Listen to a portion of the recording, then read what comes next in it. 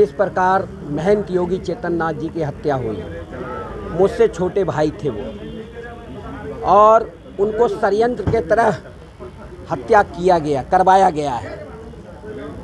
जो हत्यारा गिरफ्तार हुआ है वो एक मोहरा है।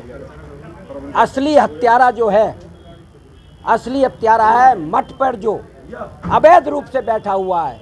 क्यों? पूरे 9 मठ का असली वारिस महंत योगी चेतन नाथ जी थे, चूँकि उनका गुरु बाबा बालक नाथ जी थे, और जो अभी मठ पे बैठा है उनका गुरु छोटू नाथ थे। उनकी समाधि ये वहाँ पे लगा हुआ है।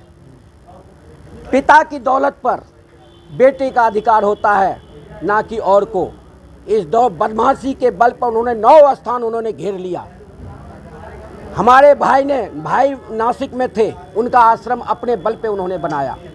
नासिक से आके अपने गुरु का स्थान बचाने के लिए 5 साल पहले लालनाथ महादेव पर पहली कब्जा उन्होंने किया। दूसरे कब्जे के लिए उन्होंने कहा कि मैं राजा मंडी कब्जा करूंगा। वहाँ पे लाखों रुपए का किराया आ रहा है, वो किराया मेरा होना चाहिए, आप लेने वाले कौन हो? उन्होंने कहा, चेतन नाथ जी ने, महाराज ने कहा, और बार बार इनकी तकरार होती रही, बार बार इनकी तकरार होती रही। वो बाहुबली हैं, मान सिंह बदमाश के नाम से फेमस थे वो। उन्होंने अपनी पुलिस एनकाउंटर की वजह से उन्होंने रातों रात कान में कुंडल पहन लिया, सफ़ेद पोश बन गए। मेरा असली हत्यारा अगर पुलिस जांच करे, जिस तरह मुझे मेरा शक हुआ मेरे भाई की हत्या हुई, और हमने समाधि को खुलवा के प्रशासन द्वारा धन्यवाद देना चाहता हूं एडिशनल पुलिस कमिश्नर को। उन्होंने मेरी मदद की और समाधि खोला, और मेरी जो थी शक वो सत्य साबित हुई। उसी प्रकार अगर प्रशासन सही जांच करे तो वो असली हत्यारा गिरफ्तार होगा। मैं मनोज अग्रवाल, प्रदेश अध्यक्ष, भारतीय हिंदू सेवा संस्था। मेरे मित्र, मेरे भाई, संघर्ष के साथी मुन्ना मिश्रा जी के भाई चेतन महाराज जी, जो योगी जी के मठ से जुड़े हुए हैं, अभी कुछ दिनों पहले उनकी निर्मम हत्या कर दी गई। हम लोग उस समय आगरा में नहीं थे। वहाँ के लोगों ने, जिन लोगों ने मर्डर किया, उनको समाधि बना के उनको वहाँ पर छोड़ दिया गया। यह जब हमें ये जानकारी हुई कि उनका मर्डर हुआ है, तो हम आगरा में माननीय एडिशनल सीपी साहब से हम लोगों ने मुलाकात की, और मुलाकात में हमने उनसे ये बात रखी कि हमारे भाई का मर्डर हुआ है। जब उसकी जांच की गई तो वो तथ्य सामने आ गए कि वास्तविक उनकी हत्या की गई है, और हत्या करने के बाद उनको समाधि बना के उनको वहाँ पर फेंक दिया गया। जब समाधि से हमने उसको सबको निकाला तो उस सब में उनके कान का जो कुंडल था वो खिंचा हुआ था।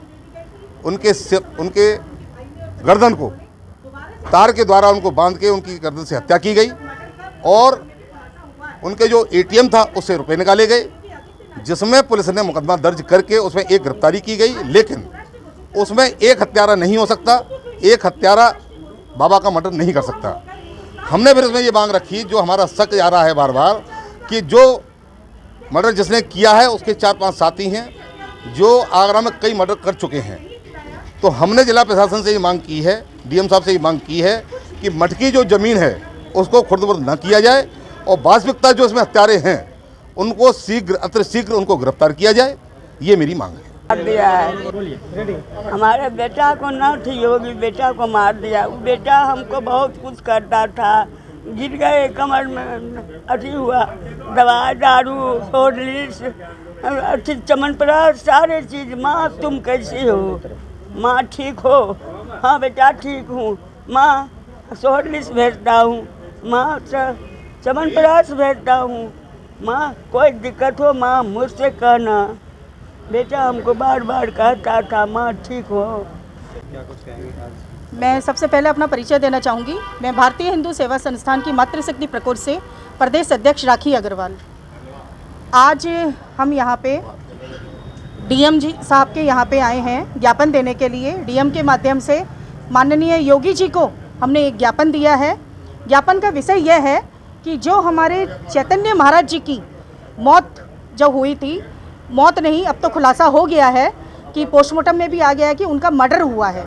तो मैं उनके जो मर्डर के जो हत्यारे हैं उन हत्यारों की गिरफ्तारी जल्द से जल्द चाहिए। और दूसरी चीज़ मैं माननीय योगी आदित्यनाथ जी को एक बात कहना चाहूँगी सोशल मीडिया के माध्यम से कि जब आप और आपके प्रधानमंत्री जी हमारे भारत को हिंदू राष्ट्र घोषित कराने में लगे हुए हैं, तो माननीय योगी आदित्यनाथ जी ये हिंदू राष्ट्र तभी घोषित होगा जब हिंदुस्तान में हिंदू सेफ रहेगा। हम आए दिन पढ़ते हैं कि कितने हिंदू संतों की गुप्त रूप में से हत्या हो जाती है, 2 दिन में 4 दिन में 5 दिन में वो फाइल दफन कर दी जाती है। लेकिन हत्यारों को सज़ा होनी चाहिए, उन्हें फांसी देनी चाहिए, तभी ये भारत हिंदू राष्ट्र घोषित होगा। और अंत में एक बात कहना चाहूँगी, जो पीड़ित हैं परिवार के, उनके जो परिवार के हैं, उनके बड़े भाई, उनकी माताजी, उनकी जान को भी खतरा है। जब वो इंसान चंद रुपयों के लिए, चंद प्रॉपर्टी के लिए अपने गुरु की हत्या कर सकता है, तो वो उन परिवारजनों की भी हत्या का मामला ला सकता है। कारण क्योंकि ये अब सड़क पे उतरे हैं और भारतीय हिंदू सेवा संस्थान भी इनके साथ बिल्कुल ज़मीनी स्तर पर है।